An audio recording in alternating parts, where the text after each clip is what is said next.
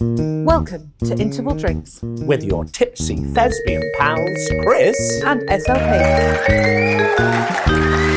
When was the last time you had a whopper? Beg your pardon? Well, that's what we've called our appropriate themed cocktail today, because we're going to be discussing My Fair Lady, and this is Let's Have a Whopper! Let's have a whopper! Amazing. Thank you, Now, I've been Barman. told there's a lot of ingredients in this. I'm hoping none of them are... Can you name all of them? quite, Oh my God. quite Cheers, as alcoholic cheers. as the last one. Cheers. Let's have a whopper. Oh, no, that's nice. I like a fruity one. Oh, I like that. Me too. Oh, I couldn't tell you what's in it though. I'm terrible at naming stuff Alcohol. Like this. Malteser, Chris? Oh, Malteser. Oh, yes. These appeared from nowhere. What are these for? Something rather special, which we're not going to do yet. We'll do it later on. Oh. But you can eat them in the meantime. I'm gone. I love a Malteser. I love Maltesers. What? Very good. Can you do that thing where you... Oh, what are you doing? No, you'll choke. Oh, no. No, apparently not. Can't do it at all. It's gone. Anyway, My Fair Lady. I recently saw this on a cheeky little day trip in London, definitely little day performed trip. by the English National Opera. And I love the fact that the ENO are now doing, at the moment, they've got a commitment to stage at least one musical a year. Oh, good. I didn't know about great. that. That's really nice. So recently they've done Hairspray. Yes. A couple of years back they did Sunset Boulevard, Yes. which I went to see and just adored. And I think this is borrowed from the Lincoln Center production, but My Fair Lady was absolutely sensational. I love it. I really, really love it. It's one that I had the VHS of when I was really little. And grew up watching it. And we had the CD of the original as well, and it was just... I love talking about the classics, don't I know, you? I do. I do. Everyone should more, please. Thank you. Yeah, that's you. what we're here for. And there we are, you said it. The play Pygmalion. Yes. It's based on Pygmalion by George Bernard Bernard Shaw, Shaw. 1913. I've got it. Yeah, 1913. I haven't even got that written down. I haven't even got that written down. That's very good. And it tells the tale of that humble... Sorry, go on, you were gonna say. He's then based his on the ancient Greek Ovid Metamorphosis. She always has to go one massive. But so in, I did not know that. no. So it's really, really old misogyny. Right, okay, excellent. That's what I love it. It tells the tale of the humble flower girl, Yes. Eliza Doolittle. Eliza and her Doolittle. often fraught relationship with professor and scholar, Yes. Professor Higgins. Yes. Now, Ooh, many moons Red ago, Higgins. before you were probably even born, SLP, Oh, okay. I auditioned for a show which Yes. was quite big on TV at the time, called My Kind of People, Oh. hosted by Michael Barrymore. Right. And I may have been about 8 or 9 years old. And my party piece at the time was a song called Get Me to the Church on Time. Oh, You'll probably yes. know it more familiarly as I'm Getting Married in the Morning. Yeah. So there I was, dressed up in my wedding gear with a top hat and tails. And your tails, yeah. And my tails. And I just remember being this 9-year-old precocious child. I was the most precocious child in the world. That doesn't sound like you. Absolutely. And I sang I'm Getting Married in the Morning. Alas, I didn't make it onto the Oh, show. Chris. But I did win with that song in the grand finale of the talent competition at a famous holiday park in Cleethorpes. Yes! Yeah! It's such a good song. It's great. It's really, really good. Oh. Pygmalion, and indeed My Fair Lady, is Yes. essentially a story of class. And I'm not entirely convinced that I like the premise. No. I really do. So this is going to be interesting. Because, I was even just discussing this not that long ago with a group, and I was sort of just saying, but I love it, like we've already said, it's one of the classics, it's so good. And straight away I heard, it's really misogynistic. I was like, no, it's not. It's about misogyny. It itself is not misogynistic. But I really think that, who are our composers? Lerner and Lowe.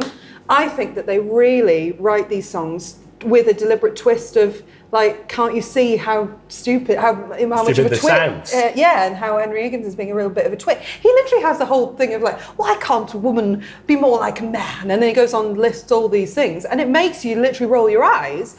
And it's not them, I don't believe it's them sort of, saying how wonderful men. I think it's them pointing out deliberately. He's a twit. Yes, and you should know that he's a twit. I think I'm really in that camp. Interesting spin on it. I have got a note about that actually, saying that these beautiful tunes by Lerner and Lowe, in perhaps what is their most famous theatrical achievement, really make for a palatable evening at the theatre. Yeah. It is classy. It's a classy gorgeous. Production. And the music is just beautiful as well. They can really write a tune, can't they? Absolutely. I mean, songs like Little Bit of Luck and Ascot Gavotte, which of course is a great ensemble piece. One of my absolute favourites is the On the Street Where You Live. Oh God, if I could be a tenor for the day, then that would be my song. I'd flipping love it. You can be a tenor, I'll be a 20 quid. I've grown accustomed to her face. Oh, God. And of course, the iconic, wouldn't it be lovely? I think it's definitely worth pointing out, though, that there was a certain buzz in London's West End after Martine McCutcheon's departure from EastEnders. Yeah.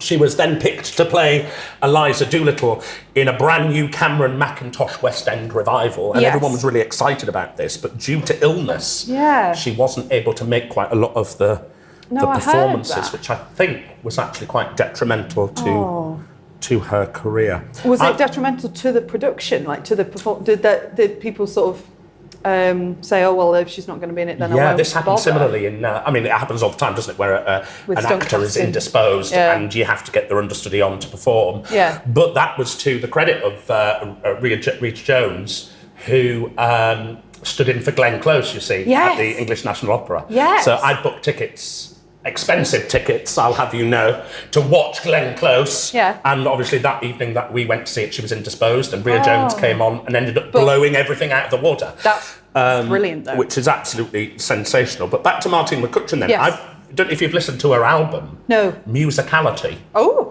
And it's actually good.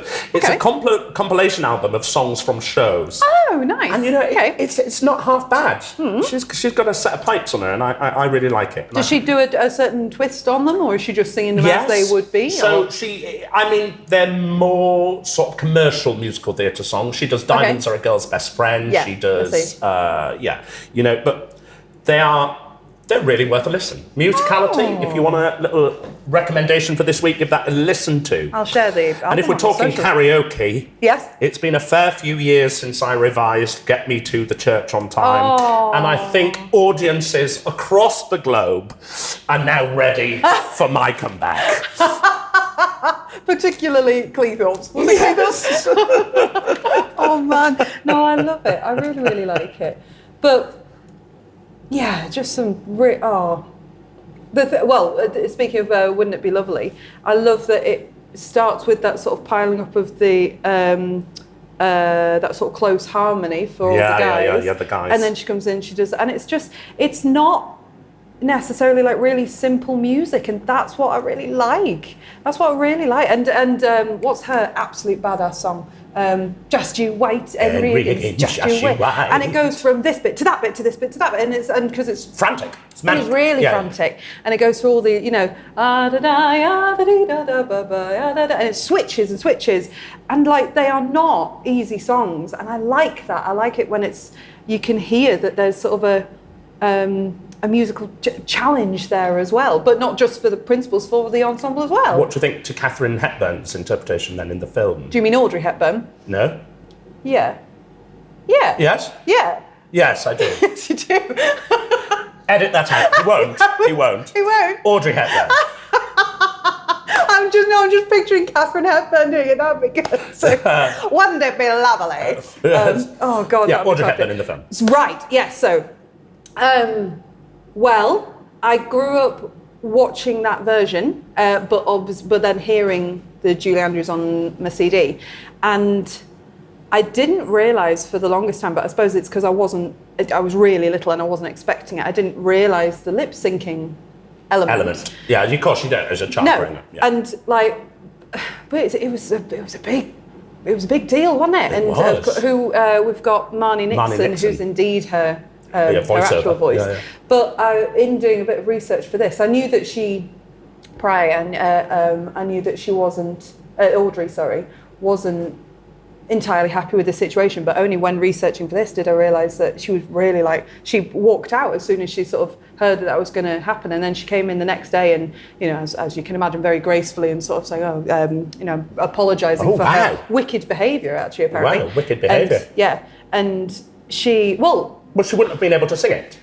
Well, she can. She can sing. Yeah, not she's as a well low as... mezzo kind of thing. And so it's like, and I can then understand, and it's interesting in reading the angle of some of these articles I was researching with, because they were saying, and the producers, you know, refused to transpose it. And it's kind of like, well, to be fair, the songs are written up there, and why should you have to change all the score? So you can kind of see both sides. But then surely the answer is get someone who can do it, not someone who, like, two different people to sort of hodgepodge it together. Yeah. Not to say that Audrey Hepburn's like hodgepodge at all, but I think her performance is beautiful, but it's such a shame that that's kind of the way it was, and that how upset she was about it. And also Marnie Nixon was then upset because it was originally said that Marnie was going to be the like dubbing all of Audrey's stuff, and then they kind of pulled it back a little bit because of Audrey's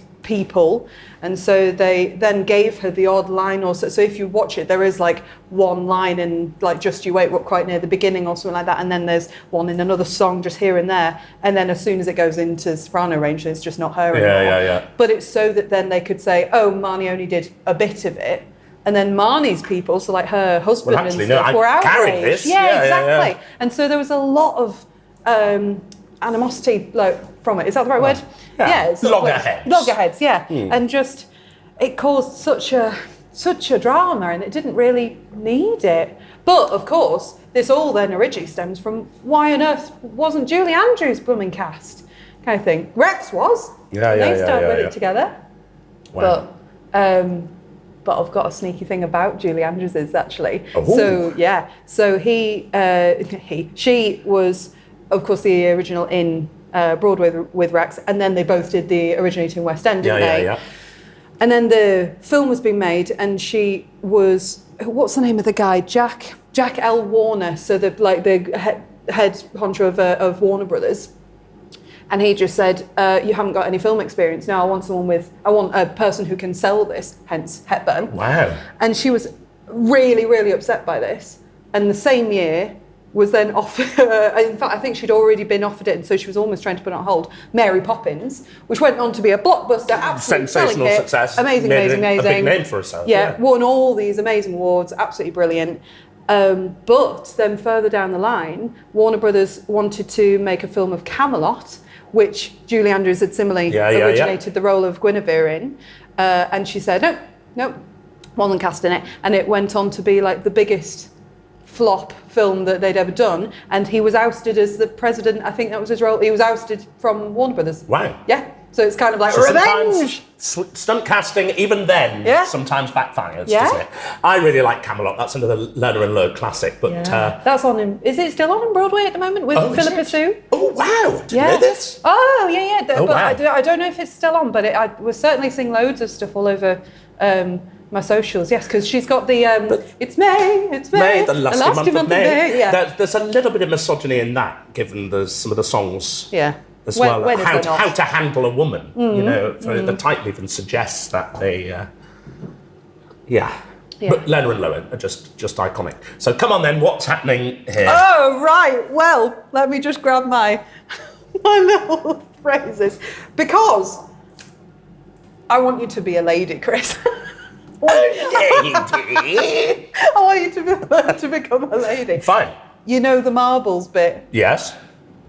Oh, we're doing Maltesers. We're doing Maltesers. So how many am I putting in? Why don't you try... Should we do 2 first, or try more? 3. 3.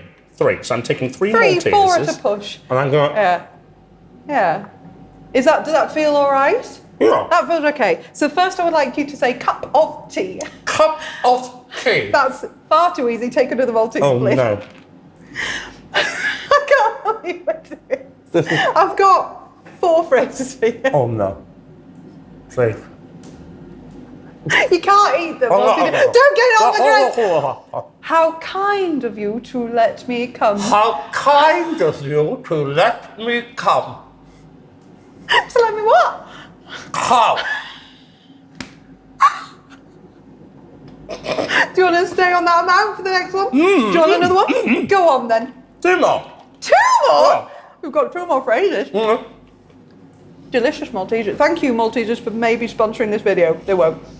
The rain in Spain stays mainly in the plain. The rain in Spain. Oh God. That's great.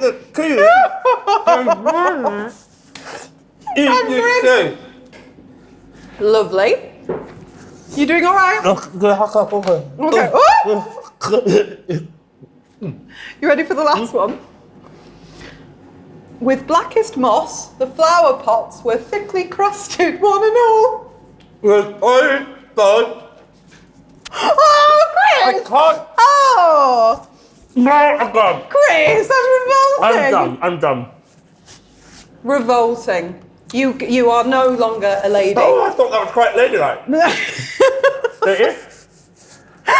That was absolutely revolting. What? Yeah. Have I Just a got little bit. Maltesers dripping down my chin?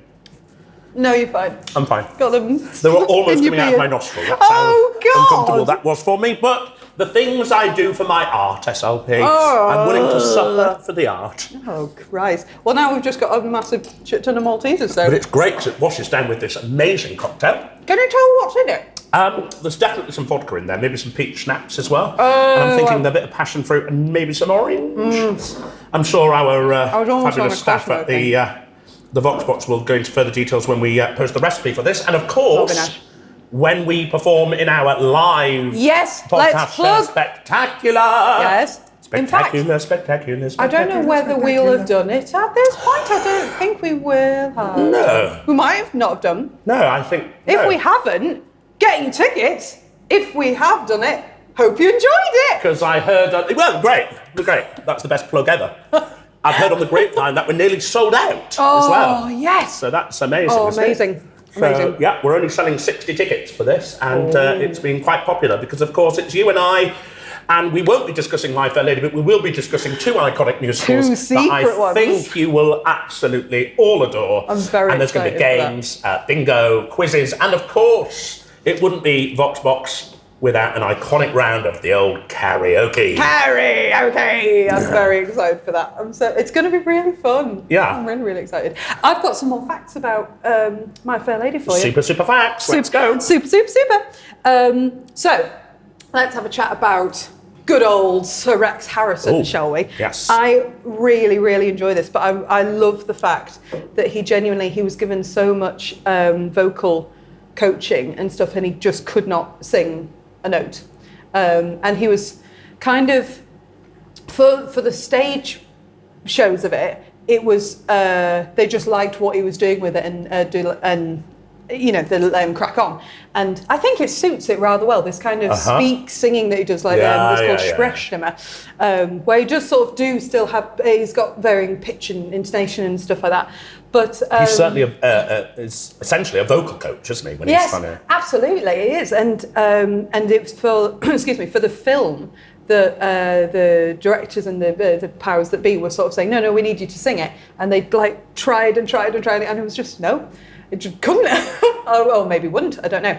But he then was able to still do it the way they did. And to be fair, it's quite iconic, to be fair. I wouldn't want to change it. It is. Oh, it's the Vox Box office again? Vox Box. It's Jonathan Pryce for me that makes that role so iconic. Really? Yeah, he's brilliant because he's got it all, hasn't he? A beautiful singing voice. He's a phenomenal actor. I love Jonathan Pryce. I've just, in fact, watched a little throwback of him being Fagin in Oliver. Right, yes, in Oliver. God, he's so good. And there was that controversy about him playing the engineer in Miss Saigon. Yes. Yeah, of course. And he's so good in that, but I do understand where... And now it's been played by a woman.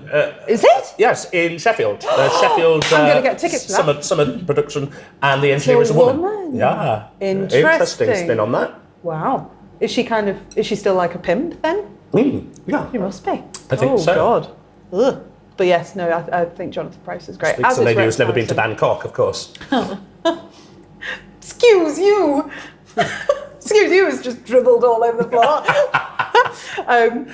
What was I going to say? Well, Rex Harrison has done a very sweet thing because he got, now what award was it? He got an Academy Award for the role, which is amazing. Best actor? I think so. Wow. I think so. But I didn't actually write that down. But he, when he got up to accept the award, he dedicated Have you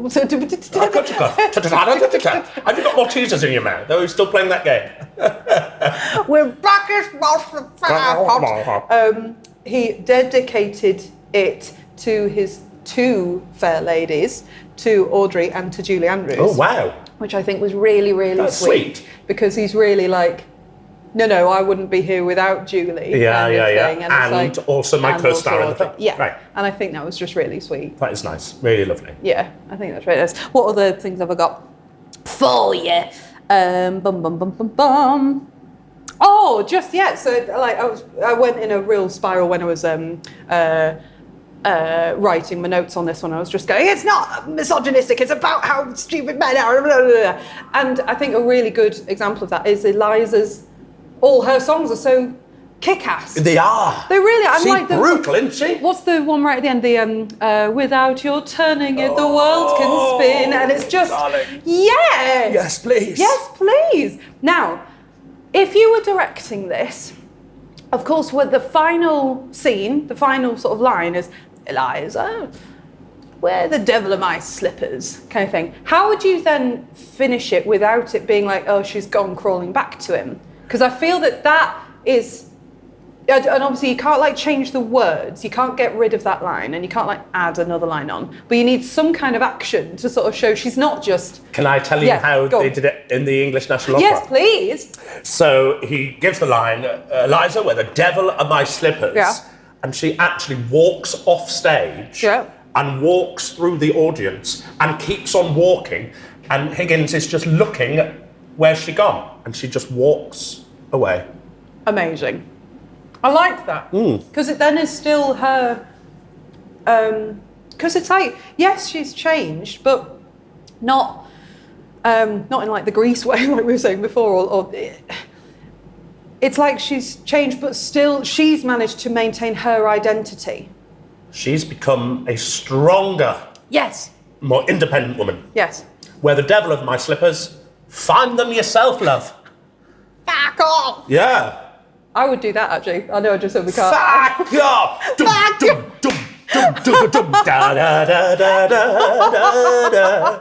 I'd love that, just like, and then she turns completely back into like old Cockney. Yeah. Oh. Oh, bless your heart. But it's a powerful, it's a strong message, and it must be so difficult for a director to know exactly how to place that so that it doesn't feel that Eliza's just, like I said, gone crawling back. Yeah. No, absolutely that. Absolutely. She cares for him, but not so much that she's prepared to... She doesn't want to be a carer for him. Yeah, care for him. Yeah. And it's just... That's a really nice way of putting it. She cares for him, but she doesn't want to be a carer for him. Yeah. That's nice. It is nice. Just before we finish, one of my... In fact, it was actually my crush growing up, Jeremy Brett as Freddie Ainsworth Hill. I know. Wow. Did you know that he was dubbed throughout as well? No.